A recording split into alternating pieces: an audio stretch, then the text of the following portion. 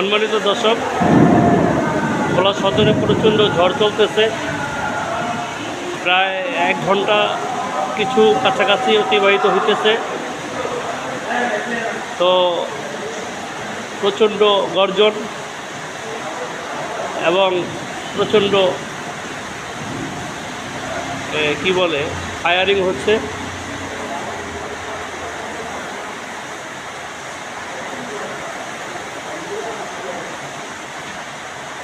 অবশেষে ভোলাতে বৃষ্টির দেখা মিলল। এটা ভোলাবাসীর জন্য অত্যন্ত সুখবর। এই ভাবসা গরমের মাঝেও তারা একটু স্বস্তির নিঃশ্বাস ফেলবে। কিন্তু বৃষ্টিটা যেন আমাদের মাঝে ভালো কিছু নিয়ে আসে।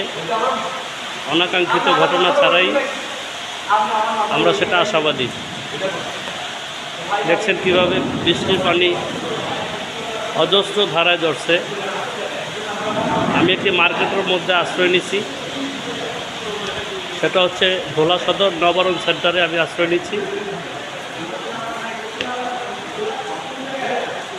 প্রচণ্ড ঝড়, বৃষ্টি, বর্ষা।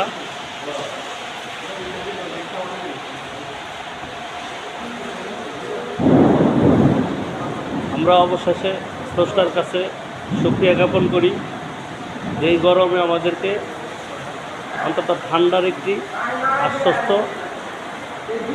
করেছে। ঠান্ডা আমাদেরকে মিলিয়ে দিয়েছে, এই জন্য শুকরিয়া আদায় করি।